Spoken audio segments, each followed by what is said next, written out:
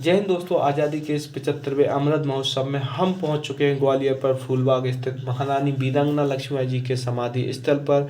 यही वो स्थल है जहां महारानी वीरांगना लक्ष्मीबाई जी ने अंग्रेजों से युद्ध करते हुए 18 जून 1858 को वीर गति को प्राप्त हो गई थी। और भारत के गौरवशाली इतिहास में जब जब वीरांगनाओं का जिक्र किया जाएगा, महारानी लक्ष्मीबाई जी की वीरता और पराक्रम हमेशा लोगों को प्रेरणा देते रहेंगे। मैं आपको बता दूं कि महारानी लक्ष्मीबाई जी का जो जन्म है वो 19 नवंबर 1828 को हुआ था। और इनका बचपन का नाम मणिकर्णिका था। जो इनके माता पिता ने इनका नाम दिया था वो मणिकर्णिका था। और इनको प्यार से लोग मनु के नाम से जानते थे। और इनका जो विवाह है वो 14 वर्ष की उम्र में झांसी के राजा गंगाधर नेवलकर जी से हुआ था। इनका कोई अपना पुत्र नहीं था, जिसके कारण इन्होंने दामोदर राव जी को गोद यानी दत्तक पुत्र के रूप में गोद लिया था।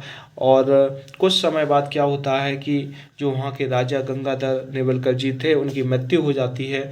और मृत्यु के पश्चात उनके साम्राज्य को अकेला पाकर जब अंग्रेजों की हड़प नीति होती है उसके तहत वो झांसी पर आक्रमण कर देते हैं। और महारानी लक्ष्मीबाई वीरता से अंग्रेजों का सामना करती हैं और अपने साम्राज्य की रक्षा के लिए अंग्रेजों से भिड़ जाती हैं। और युद्ध करते करते वो ग्वालियर स्थित किले तक पहुंच जाती हैं। और जब ग्वालियर स्थित किले तक पहुंचती हैं और उन्हें पता चलता है कि अंग्रेजों ने उनको किले पर घेर लिया है, तो उनके पास जो उनका घोड़ा था वो उनकी रक्षा करता है। यानी घोड़े के साथ वो किले की ऊंचाई से कूद जाती हैं। और घोड़े की जो पैर है वो फ्रैक्चर हो जाता है, वो टूट जाती है। लेकिन वीरांगना लक्ष्मीबाई जी को सही सलामत किले से नीचे ले आती हैं। और आगे जो एक स्वर्ण रेखा नदी मिलती है उसको पार वो घोड़ा उस नदी को पार नहीं कर पाता है।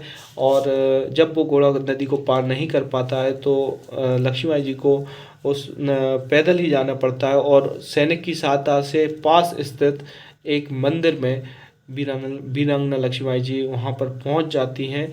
और वहाँ के पुजारी को अपने जो दत्तक पुत्र को सौंप देती हैं और कह देती हैं, जो भूसे से भरा हुआ स्थल है इसमें मुझे इसमें अग्नि को समर्पित कर दीजिए, ताकि अंग्रेजों को मेरे शरीर का एक बाल भी ना मिल सके।